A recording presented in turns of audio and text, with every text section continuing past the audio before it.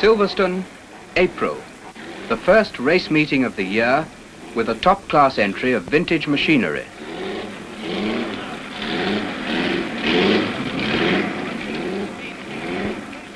First time out for the Montague Motor Museum's 17-litre Itala.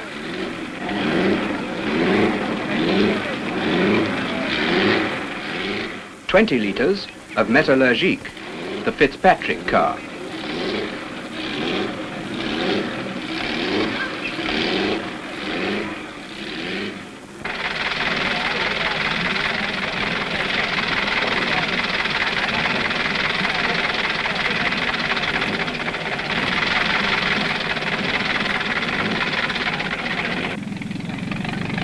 Anthony Heel in the 3-litre Sunbeam, and Clutton's Itala, smaller of the two, only 12 litres, both leave the paddock for the Edwardian handicap. Steady Barker on the line gets the go-ahead, and the field moves away by handicap.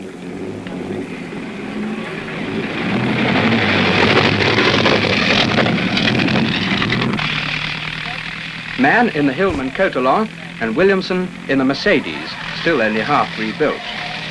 The Montague Itala and Barker in the Vauxhall.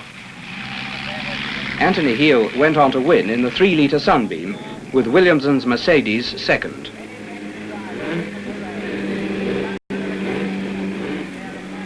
The Itala Trophy race was next on the programme, and the star turn was to be Schellenberg in the Hassan Bentley.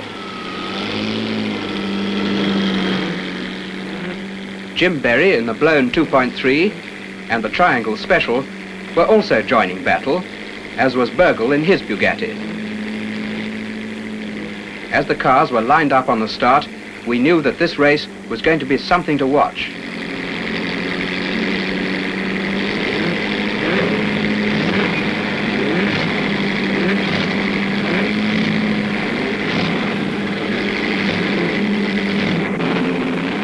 As the flag fell, it was Berry who took the lead, with Schellenberg just behind him.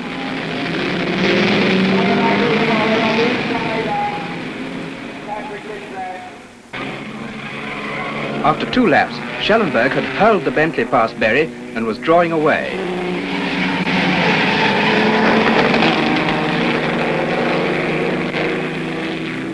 Then, disaster for Jim Berry as smoke poured from the Bugatti.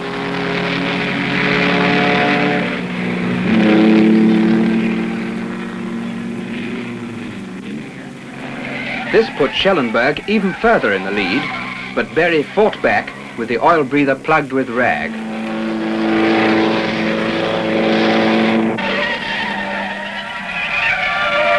Kavanagh joins the Silverstone Rotary Club.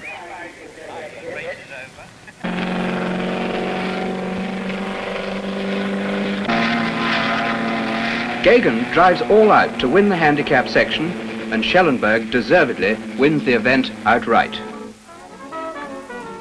And so another Silverstone ends, and Burgle returns his Bugatti to road trim.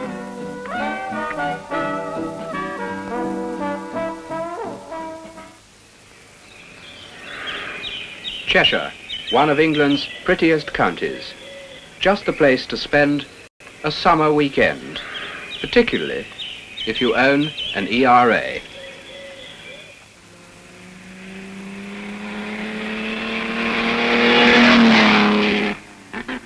This was practice day for the June meeting at Oulton Park, and by the evening, most of the entry of over 90 cars had found their way into the paddock.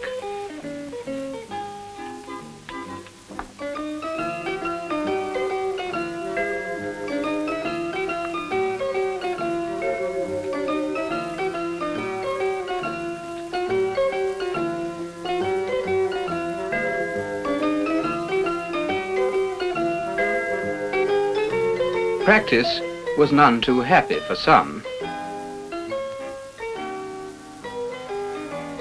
But the Seaman Trophy contenders were still hard at it.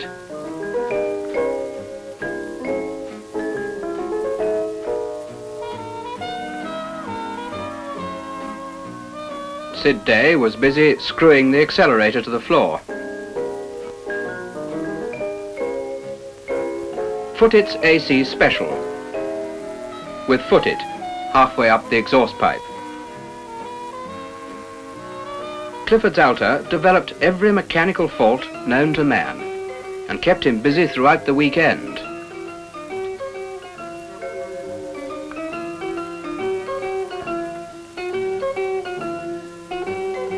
The Talbot Special and Bell's MG, both Seaman Trophy entries,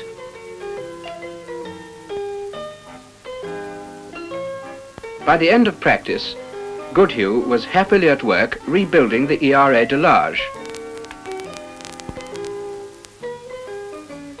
And well after nightfall, Clifford's Alta was under repair by the light of headlamps.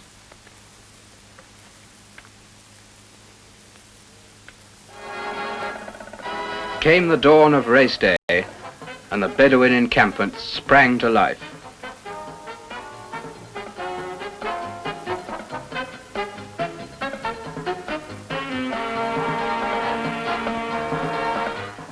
Scrutineering was completed and cars prepared for a full day's racing.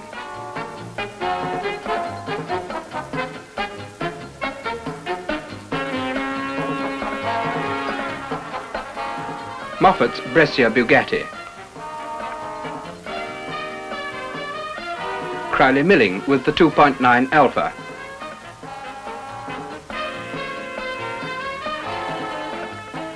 There's a nice bit of machinery under that bonnet.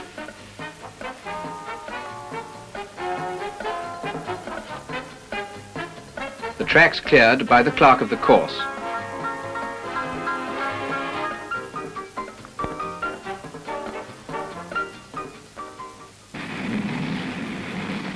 A 5-lap scratch race for vintage sports cars brought some interesting machinery to the line.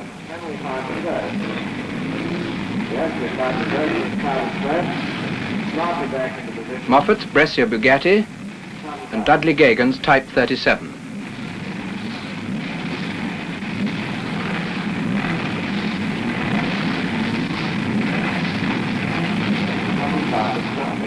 One minute to go, and Moffat pumps up fuel pressure.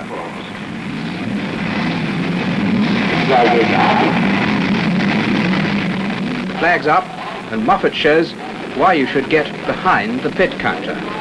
This event was won by Morris in the Speed 6 Bentley, in spite of intervention from the Austin 7 Brigade.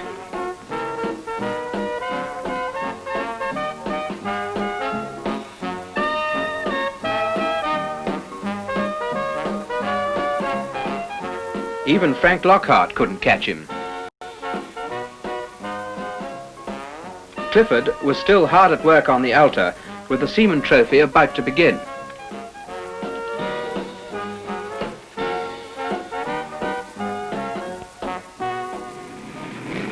And so to the start of the Seaman Trophy. Lindsay, Waller, Day,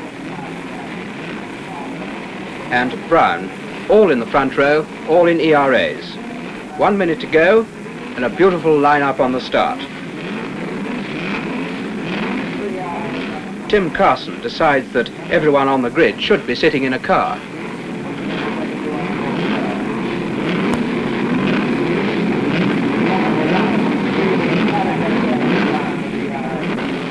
Away goes the pack, racing for the first corner.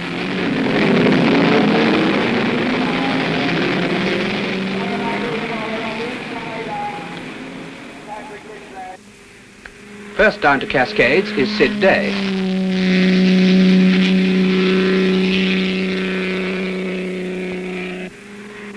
And it's Day as they come into S.O. Bend.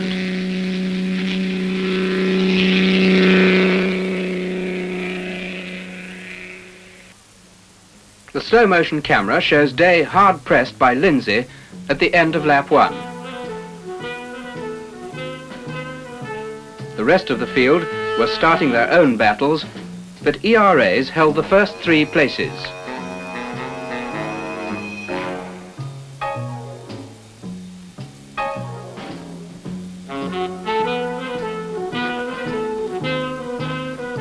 Burton's Bentley proved quite a handful, but Brown's ERA was holding 3rd place, although losing ground to Day and Lindsay. Not so very far behind Brown was Jim Berry in 4th place, first of the vintage cars.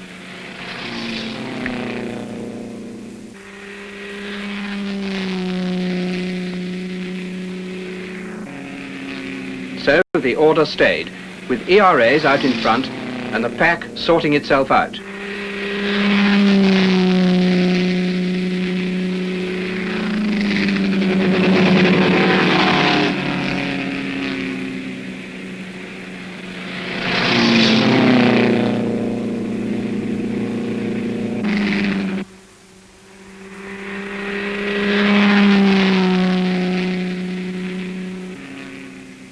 Then on lap 10, Day came through alone, Lindsay having bent things a little.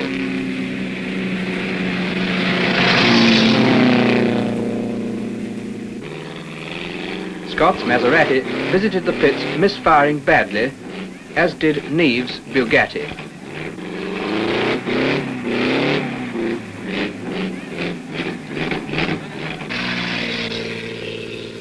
Bell's MG was also destined for the retired list.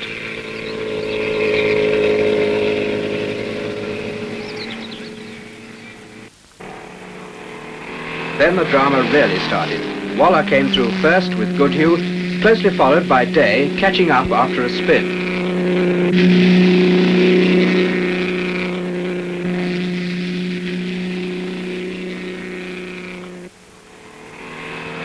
By lap 17, Sid Day had made it and was back in the lead.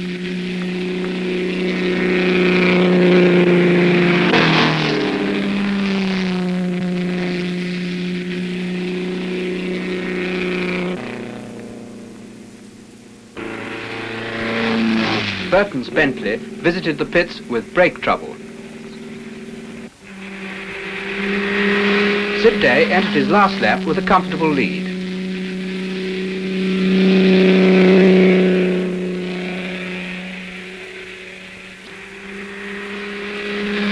Round S.O. Bend for the last time and on to the checkered flag as the winner of the 1960s Seaman Trophy, to the delight of his pit.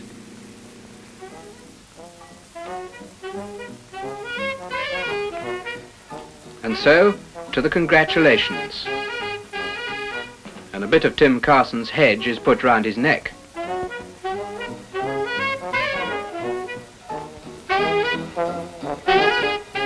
So ended another Seaman Trophy with a worthy winner in a worthy car. As the exhaust notes fade and the crowd goes home, we end another Oulton weekend and another vintage year.